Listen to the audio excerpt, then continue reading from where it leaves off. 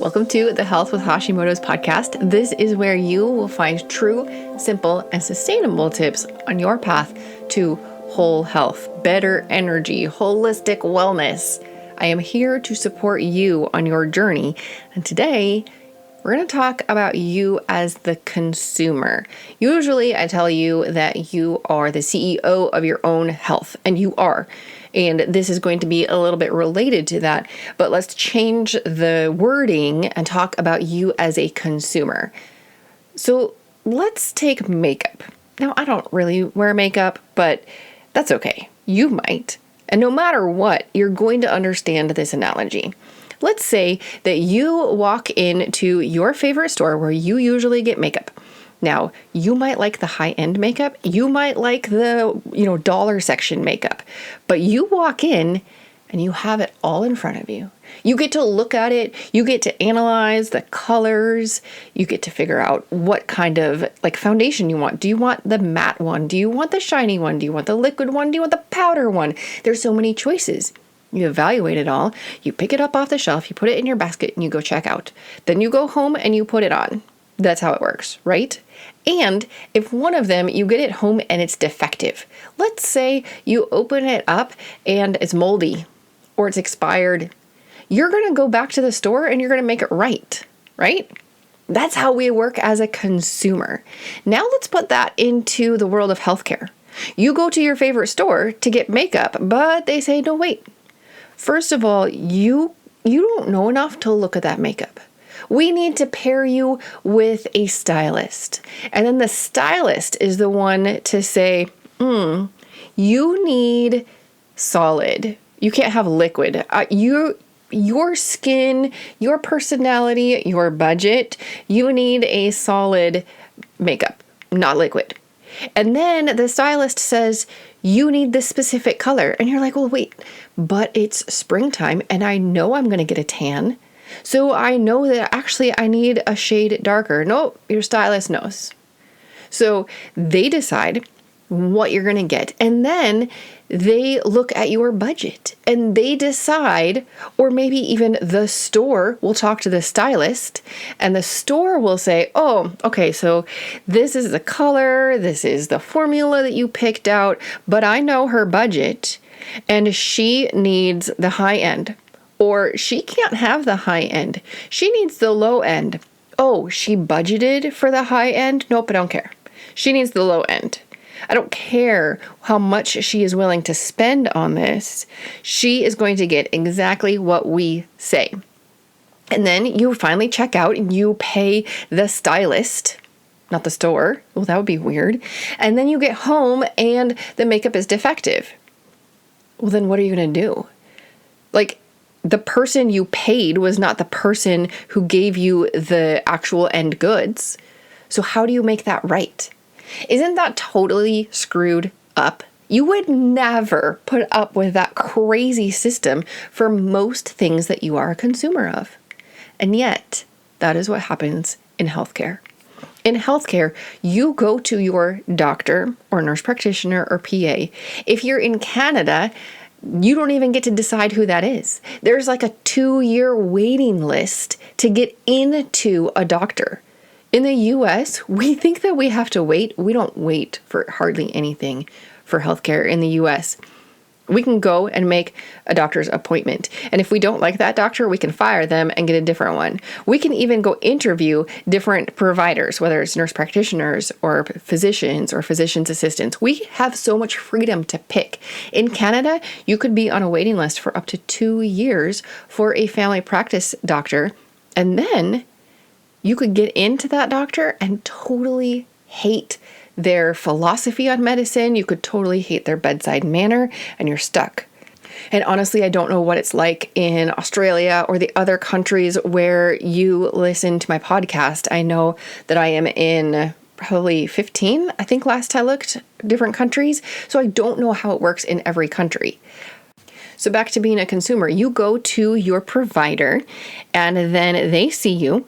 The time that they are allowed to visit with you, their patient, is dictated by the insurance company.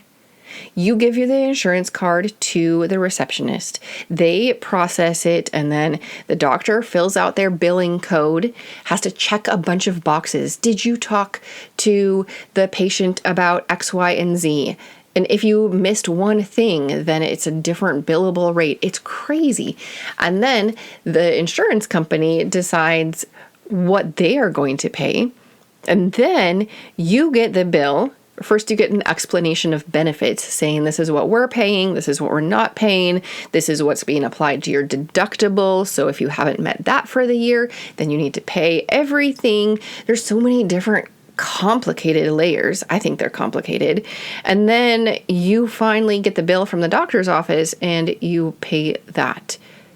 It's so confusing, and it takes away your power because you don't feel like a consumer anymore. But you are the consumer. You are the end user. And if this system worked as it is supposed to, or as we would like it to work, you would go to see your doctor. You would have a great relationship. Your doctor would spend the time with you that is needed in order to listen adequately, to ask the questions needed, to do an evaluation, to give you a diagnosis, to discuss what medications and diet and lifestyle could impact this diagnosis, to discuss which ones are right for you, and then help you figure out how to implement that. Now, obviously, that is not all the doctor. A lot of that, especially the patient education, is usually done or traditionally trained by nurses.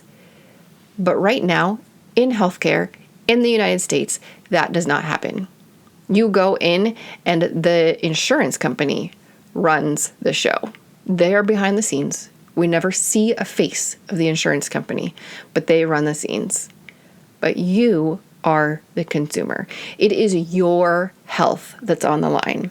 You have the right to ask questions, and you have the right to get answers, and you have the right to go somewhere else. I honestly, like I said, I don't know how this works in other countries like Canada because it's a different model of medicine. But what I have chosen to do is what a lot of people are choosing to do. They are leaving traditional Western medicine because it's broken. What I did is I looked at the beginning of the year, I looked at our insurance plan, what they would pay for a typical physician visit with, again, it's 7 minutes with your doctor. And I was like, okay, how much is that going to cost? We have a high deductible because we have a generally healthy family. That means for the first couple $1,000s, we're paying out of pocket no matter where I decide to go. So I looked at the options. I looked at how much a doctor visit or nurse practitioner visit would cost at my local clinic, how much the insurance would cover, and then I looked at other options.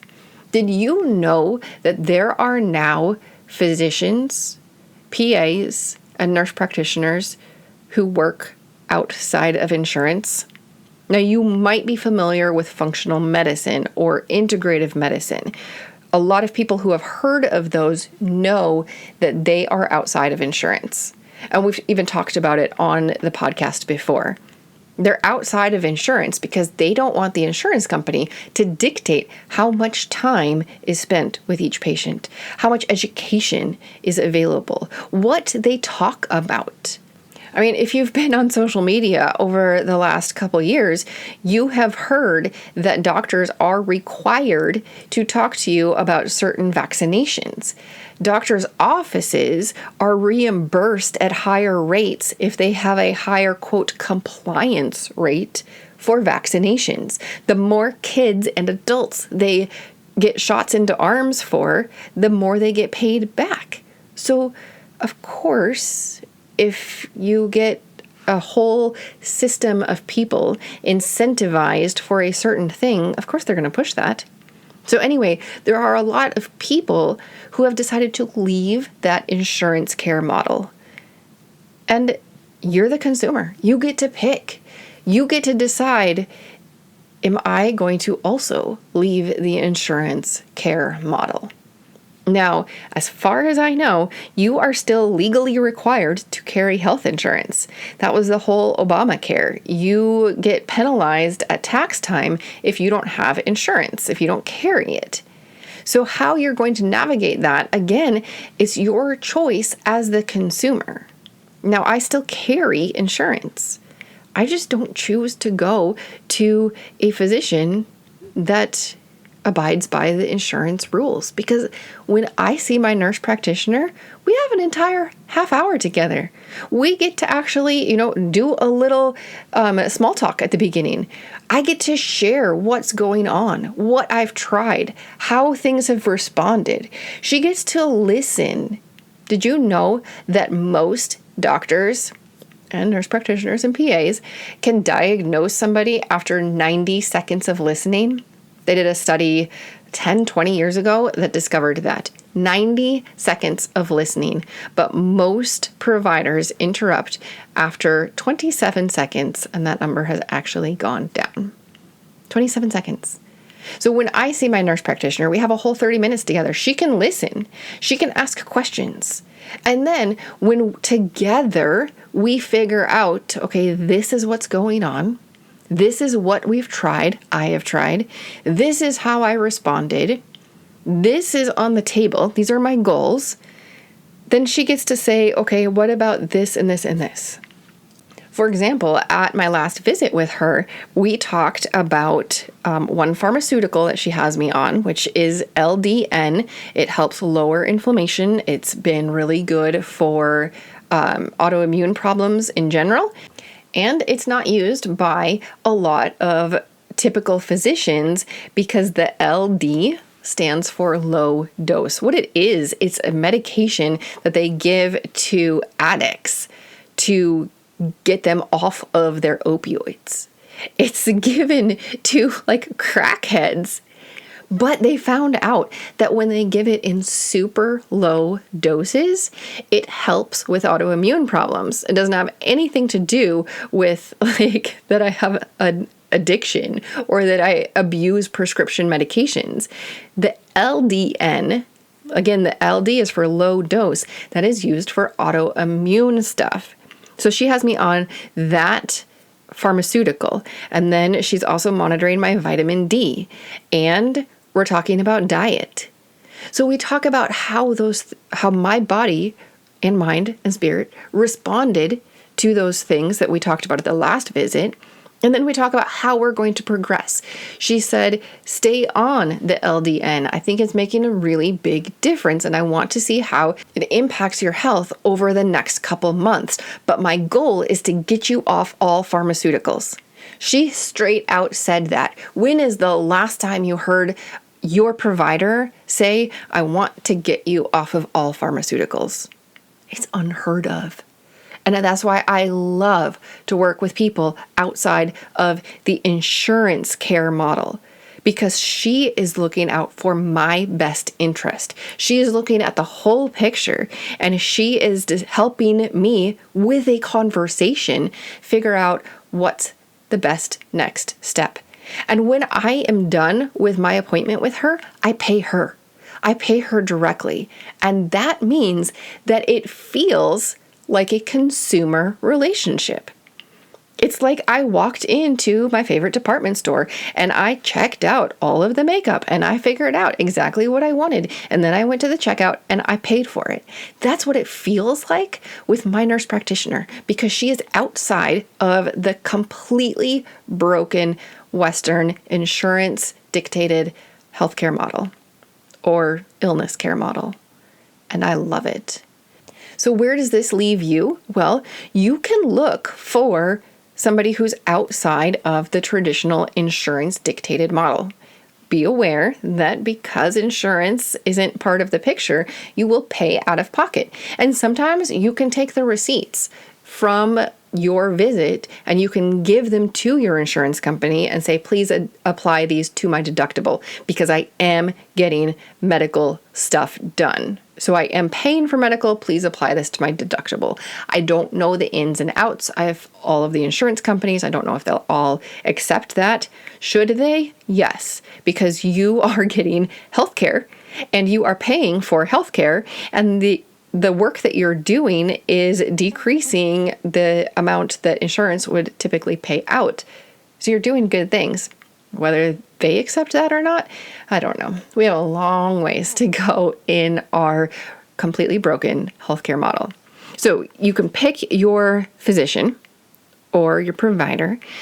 And if you go within your network, within your insurance network, there are still things that you can do. Number one, go in with a list. Before your appointment, write down a list of your current symptoms. You want to write them down even if they don't feel like they matter. Because sometimes what you feel in your gut is actually related to, what's going on in your skin.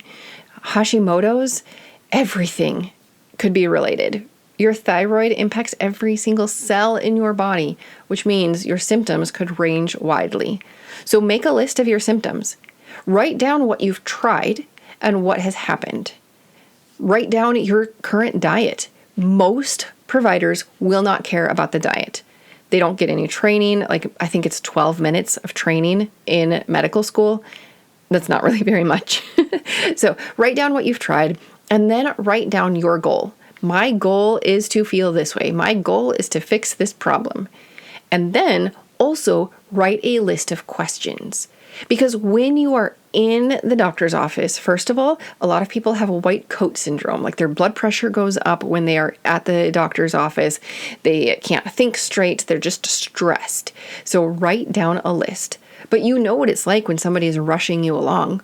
All of a sudden you get tongue-tied and you can't remember everything you were going to say. And then you get back out to the car and you're like, oh, I was going to say that. How could I have forgotten to say that? Well, write a list of your questions. Remember, you only have 7 minutes. So make a list of your symptoms, make a list of what you've tried, make a list of your goal, and then make a list of questions. And then when they give you a diagnosis or they say, this is what we're going to do, whether it's testing or whatnot, ask why. Why does it matter? Or ask, what is it going to show me to improve my health? For example, if they say, we're going to test your TSH, and they just have a period there, well, that's not okay. If you have looked at the Hashimoto's 101 guide, or if you've listened to one of the very first episodes where we talked about what your labs mean, or if you've listened to the episode about ordering your own labs, you know that TSH is not a good enough picture of what's going on. You need many different things to help you know what's going on with your thyroid and with your autoimmune condition. So if they just stop at TSH, well, what about my antibodies? Some doctors, they don't know. And some doctors, they don't care. Some doctors, they do. And they'll be like, oh, okay, let's look into that. But it's not their habit. So you have to ask. And you're like, okay, TSH is great. Let's look at that. But I also want to know why it's going up, why it's going down. I want to know if I have antibodies. I want to know if my reverse T3 is elevated, because I know that means my body is prioritizing rest and my body is not allowing my thyroid to convert to T4. Hopefully your provider knows what T4 is. T4 is the active form of thyroid. T4 is levothyroxine. They for sure know what synthroid or levothyroxine is. They know the names. So arm yourself with knowledge. Arm yourself with a list of questions, and don't be afraid to act like the consumer, because you are the consumer. Your health is the purpose of the entire medical system. The medical system might be broken, but your health is still the goal.